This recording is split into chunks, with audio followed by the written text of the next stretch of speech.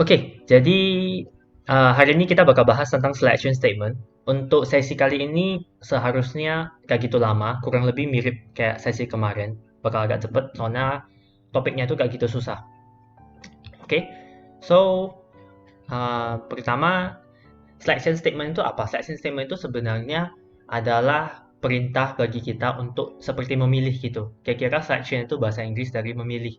Nah, jadi ketika kita coding atau kita mau menyelesaikan suatu masalah, kita kan sering banget harus melakukan sebuah pilihan. Misalnya mau kerjaan ini gak atau enggak gitu. Nah, inilah yang kita perlu ketika coding juga. Dan kalau di coding kita pakainya itu if statement. Salah satunya itu if statement. Sebenarnya ini kayak basically seperti bahasa Inggris doang ya. Kayak jika apa gitu. Nah, dalam hal ini kalau misalnya kita tulisnya, maksudnya sintaksnya itu begini. If dalam kurung kondisi.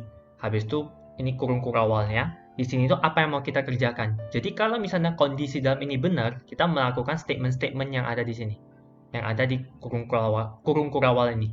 So, semua code yang ada di blok tersebut bakal dikerjakan kalau kondisinya benar. Kira-kira seperti inilah. Uh, Beda.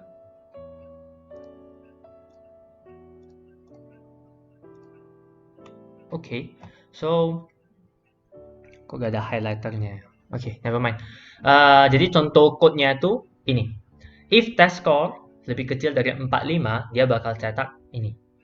Oops, you fail and try harder next time. Basically, kita ntar kita bakal taruh cek kayak, oh apakah nilai test score ini, nilai dari variabel ini lebih kecil gak dari 45? Kalau misalnya lebih kecil, berarti dia bakal cetak kedua kalimat inilah. So next, nah ada yang kita sebut juga dengan if-else statement. Sebenarnya ini cuma kayak lanjutan dari if tadi. Karena sering banget ketika kita coding atau menyelesaikan suatu masalah, kan kondisinya itu bukan cuma satu. Mungkin ada dua. Jika ini atau. Berarti di sini tuh kita bisa translate kayak jika ini atau yang lain. Nah kalau misal kondisi ini benar, kita kerjain apa aja yang ada di blok pertama ini. Kalau misalnya kondisi ini nggak benar, dia langsung ke else. Gitu. Jadi else itu kayak suatu blok, kode blok yang ada di else itu bakal dikerjakan kalau misalnya kondisi di if yang pertama ini nggak benar. So kayak kecuali lah, kalau misalnya semuanya itu nggak benar, dia langsung kerjain ini. Nah, dalam hal ini misalnya, kalau misalnya nilai tes gua tuh lebih kecil dari 45, berarti dia fail. Berarti kalau di atas 45 kan pas gitu. Nah, jadi kita cetak you pass gitu. So, ya nothing much on here, nggak banyak. Dan selain itu juga bisa ada yang namanya if else if.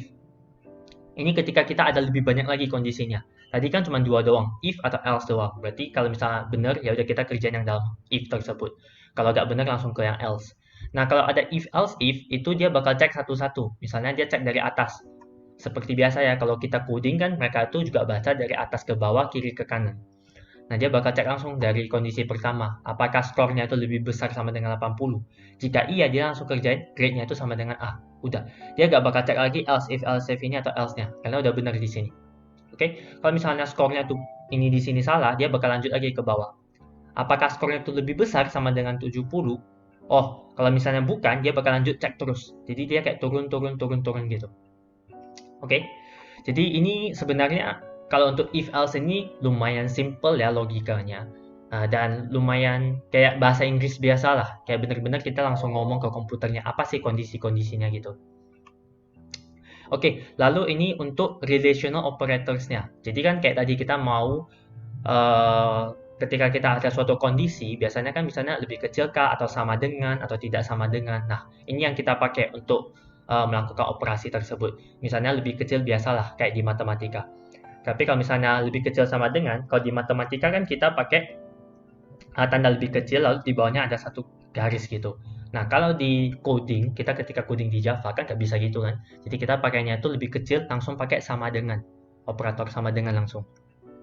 Nah, lalu di sini ada kalau misalnya kita mau bilang ketika dua hal itu sama, gimana kita bilangnya? Kita pakai dua kali sama dengan. Jadi sama dengannya ada dua kali di sini. Makanya ketika bedanya dengan satu sama dengan doang, kalau cuma ada satu, itu kita men-set suatu nilai kepada variabel tersebut. Kita meletakkan suatu nilai kepada variabel tersebut. Tapi ketika ada dua gini, yaitu bakal kerjanya itu jadinya Kayak membandingkan apakah yang di kiri itu sama dengan yang di kanan. Apakah mereka itu equal gitu. Nah, kalau misalnya not equal, itu tanda seru dengan sama dengan. Contohnya di sini. Ini itu kondisinya itu apakah 5 dibagi 2 tidak sama dengan 2. Nah, dalam hal ini kan harus ingat ya, integer division yang kita udah bahas di kalau nggak salah sesi pertama. Jadi ketika 5 dibagi dengan 2, itu keduanya kan integer. Jadinya ntar bakal dapat 2, walaupun seharusnya 2,5 kan yang benar. Tapi karena integer division, dia cuma hasilnya 2. Oke? Maka kondisi ini salah, karena yang di sini dapatnya 2 kan, seharusnya sama dengan 2. Makanya dia nggak bakal cetak really gitu. Oke, next ada yang kita sebut juga dengan logical operators. Nah, di sini itu misalnya kan tadi kita juga ada bilang kondisi itu belum tentu cuma satu doang, kadang lebih dari satu. Dan terkadang kalau contoh kalimatnya, misalnya kayak jika Andi itu pria dan Andi itu berumur lebih besar dari 17 tahun. Nah, itu kan udah ada dan gitu. Nah, basically di sini tuh juga mirip aja kayak bahasa biasa gitu, bahasa kita dalam kalimat normal. Nah, jadi kalau dan itu kita codingnya itu pakai 2 kali simbol dan gitu. Kalau misalnya atau itu pakai 2 kali tanda lurus gitu. Ada agak bakal nampak lah di keyboard itu. Biasanya kita perlu shift juga untuk mendapatkan simbol ini. Lalu ini tanda seru ini sama kayak tadi. Basically itu cuma negasi. Kalau di matematika kita kenalnya dengan negasi. Nah, ini tabel kebenaran sebutannya. Nah, apakah kita perlu hafal? Sebenarnya tabel kebenaran ini nggak perlu dihafal, karena kita bisa pahami aja udah bisa kerjain gitu. Udah bisa isi dengan benar. Ini kan logika doang sebenarnya. Nah, misalnya dalam hal ini, kalau misalnya X dan Y, berarti kita tuh kedua kriteria atau kedua syarat ini harus benar kan, baru kita lulus, dinyatakan lulus gitu. Nah, berarti kalau misalnya X ini benar, Y itu benar, ketika X dan Y baru dapatnya benar. Tapi kalau misalnya X itu benar, Y itu salah, berarti ada salah satu kan dari persyaratan itu yang nggak terpenuhi, sehingga kondisi ini menjadi salah, false. Nah, oleh sebab itu menurut gua, tabel ini tuh nggak usah dihafal gitu. Bahkan seharusnya kita nggak boleh hafal, karena seharusnya kita udah bisa pahami dari konsepnya. Nah, berbeda dengan atau di sini. Kan kalau atau itu kayak misalnya kita ada persyaratan. Kamu itu harus di atas 18 tahun atau udah mahasiswa misalnya atau udah menikah. Nah, berarti kan itu kondisinya itu atau. Ketika atau cuma perlu salah satu kan. Nah, ini udah salah satu benar, X ini udah benar. Walaupun Y salah, kita dapatnya tetap benar. Nah, kalau negasi ini cuman kebalikan. Nah, tadinya kan benar di sini kan, X-nya benar, di sini negasi jadi salah. Nah, gini-gini aja sih tabel kebenarannya. Oke, next. Ada yang kita sebut juga dengan precedence table. Nah, apa sih precedence table ini? Ini sebenarnya lebih ke tabel yang menunjukkan kepada kita prioritasnya itu apa. Kurang lebih ini bakal mirip ke matematika, kurang lebih. Misalnya contoh, tanda kurung dulu.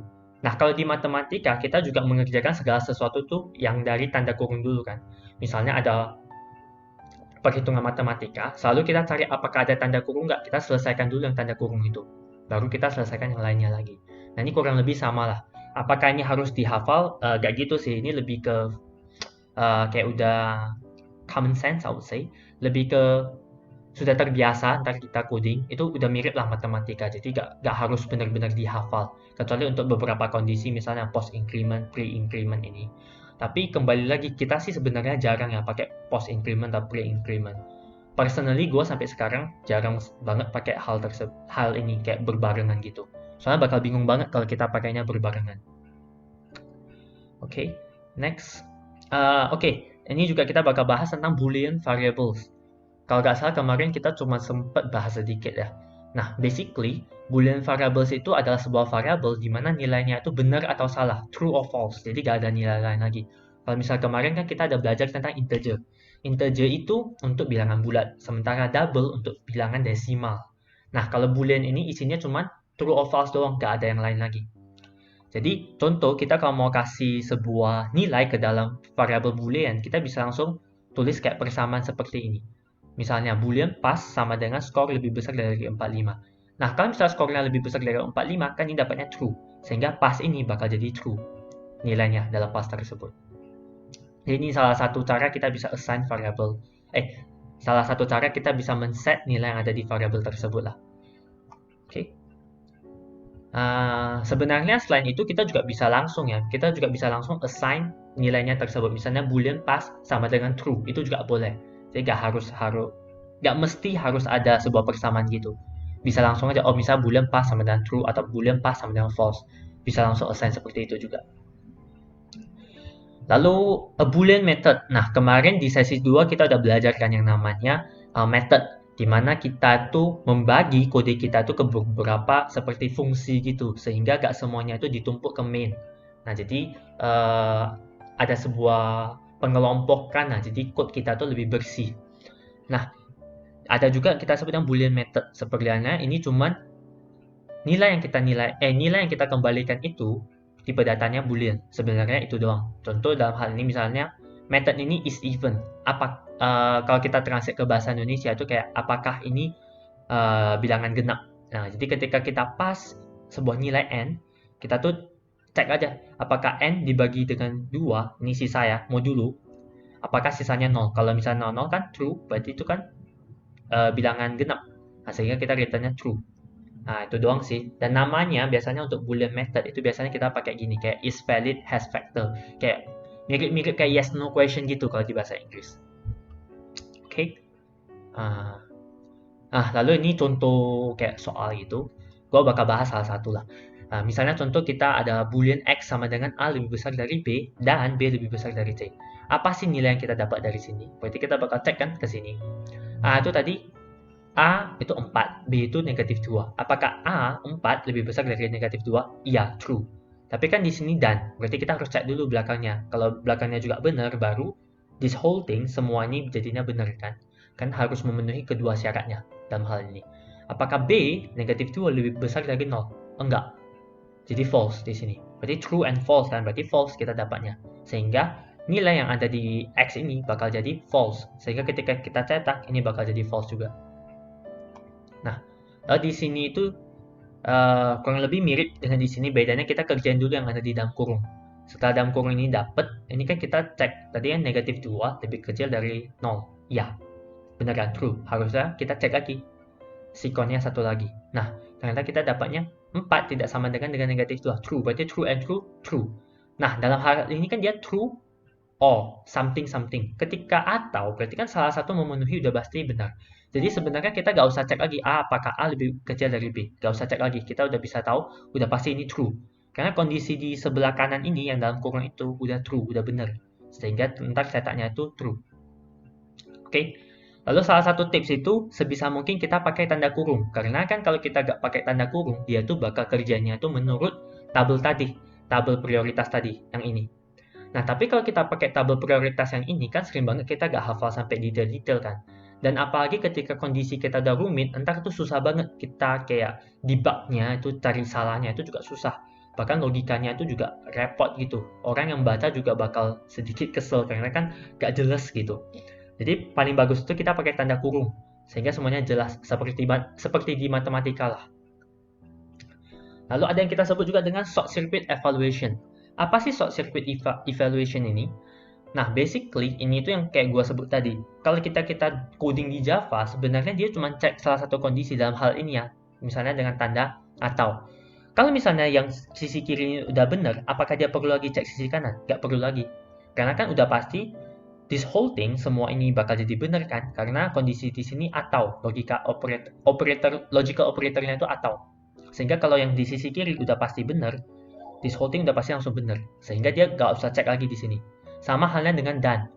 Misalnya kalau yang di sisi kiri udah salah, berarti kita udah bisa yakin dan pasti semuanya jadi salah kan kondisinya. Karena kalau untuk logika dan kedua kondisi ini harus benar, baru operasi ini semuanya itu benar kan. Nah, ini yang kita sebut dengan short circuit evaluation. Jadi dia langsung stop ketika dia udah tahu pasti apa nilai akhirnya gitu. Oke, jadi demo pertama ini itu lebih ke code di mana kita membuat sebuah game lah istilahnya. Kayak gamenya itu bakal seperti ini. Basically, ntar code Java kita itu dia bakal membuat sebuah angka jackpot, lalu kita harus tebak sebagai pemain. Nah, dalam hari ini kita masih hard code ya, jackpotnya itu kita udah tentukan langsung. Jackpotnya itu 8. Jadi kalau misalnya ketika kita inputnya itu bukan 8, berarti dia bakal langsung kasih tahu di sini. Ketika tebakan kita, ini kan input kita. If in integer guess sama dengan sc.nextIn. Ketika input guess kita tuh lebih besar dari 8, dia bakal kasih tahu kita, oh, tebakan kita terlalu tinggi. Atau misalnya tebakan kita terlalu rendah, lebih rendah dari 8, dia bakal cetak juga, your guess is too low. Nah, kalau misalnya tebakan kita benar, langsung dia bilang, oh, you hit the jackpot gitu. Nah, ini salah satu cara kita menulis code-nya. Nah, ntar code ini juga gue bakal taruh di Google Drive-nya, sehingga kalian boleh coba sendiri. Bisa run sendiri di Dr. Java misalnya. Nah, apakah ada cara lain untuk menulis ini? Ada. Versi 2-nya itu basically kita cuma pakai if, else, if. Nah, apa sih beda dari if dengan else, if ini? Kalau misalnya kita if, kondisi ini salah, kita bakal cek satu persatu. Atau kondisi ini benar, kita juga bakal masih cek ke if ini. Bakal masih dijalankan. Bedanya kalau if, else, if, kondisi pertama udah benar, yang seterusnya ini nggak bakal dicek lagi. Dia bakal cek salah satu doang. Nah, itu kunci perbedaan paling utamanya di situ. Oke, jadi kita sesuaikan lah kapan kita mau pakai if gini, kapan kita mau pakai if, else, if. Tergantung apa yang menjadi masalah yang mau kita selesaikan gitu. Oke. So next kita juga bisa ada yang namanya nested if else. Apa sih nested if else? Pada dasarnya nested if else itu adalah if dalam if, jika di dalam jika. Nah, ini tuh semacam logika bertingkat lah, kira-kira dia tuh udah memenuhi kriteria pertama. Lalu ada lagi kriteria selanjutnya apa? Nah, jadi kurang lebih seperti itu. Ini ketika kondisi code kita tuh atau masalah kita tuh udah lebih kompleks, lebih rumit. Nah, tapi dalam hal ini sebisa mungkin biasanya kita avoid atau kita hindari untuk terlalu banyak tingkat. Biasanya 2 tingkat aja atau 3 tingkat doang. Jarang banget kita sampai 4 atau 5 tingkat. Karena tuh berarti ada yang salah dengan algoritma kita. Bukan salah sih, lebih ke terlalu rumit. Jadi biasanya kita hindari itu sampai bertingkat-tingkat. Biasanya itu cuma 2 tingkat. Apakah salah kalau misalnya 5 tingkat? Enggak juga sih, code-nya tetap bakal jalan. Kembali lagi, kan komputer itu cuma menjalankan perintah kita. Jadi selama logika kita benar, walaupun ada 5 tingkat, bagi komputer tingkat kesulitannya juga masih sama. Karena kan dia cuma menjalankan perintah kita step by step gitu. Oke. Next, gue bakal bahas tentang coding style. Nah, styling ini seperti yang gue udah bilang di sesi pertama, sangat penting ya. Karena walaupun dari komputernya itu bakal tetap bisa jalan, walaupun misalnya code kita gak rapi, tapi kan kembali lagi, kita ketika coding mungkin ada silap, sehingga kita perlu cek lagi code kita sendiri. Kalau misalnya kita stylenya itu jelek, wah bakal repot ketika kita ceknya, karena code kita tidak rapi sehingga sulit dibaca.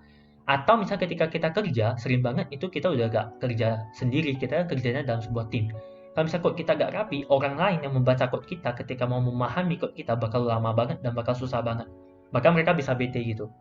Nah, jadi ini ya beberapa coding style yang harus kita pertahankan. Jadi biasanya kalau di Java, kita tuh bentukannya kayak gini. Biar bagus, antara ini atau ini. Tapi biasanya itu kita pakainya inilah. Ini lebih recommended kalau Java. Nah, kalau misalnya kita buatnya tulisan seperti ini, apakah code-nya jalan? Jalan sih jalan, tapi lebih jelek doang. Maksudnya kelihatannya, jadi kurang rapi. Nah, ini juga kurang bagus, ini juga kurang bagus. Oke. Lalu yang terakhir itu switch statement. Nah, ini itu variasi lain. Misalnya kita nggak mau pakai if.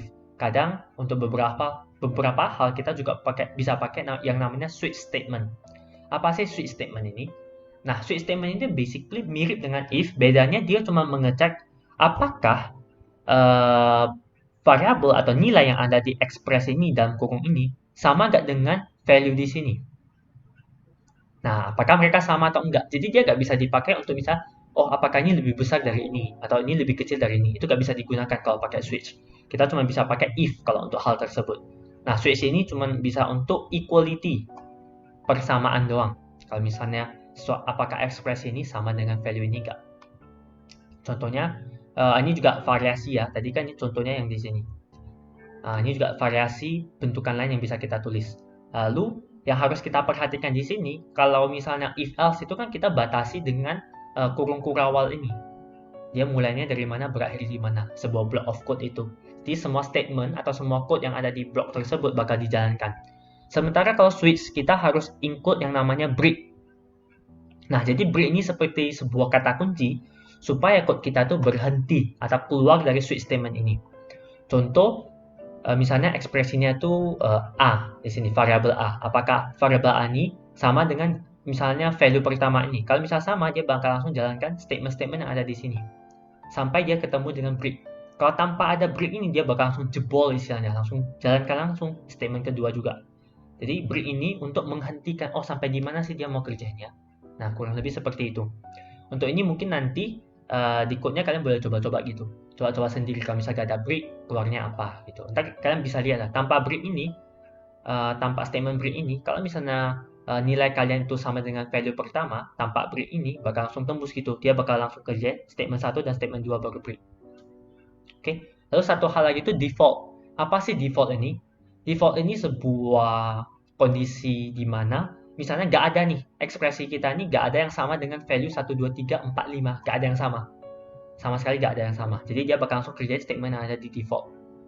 Nah, tapi apakah kita harus menginclude bagian default ini? Ini nggak harus ya, default ini optional. Nah, contohnya di sini adalah zip code. Ini juga ntar code-nya gue bakal share di Google Drive sehingga kalian bisa coba-coba sendiri. Nah, misalnya di sini, switch zip dibagi dengan 100.000.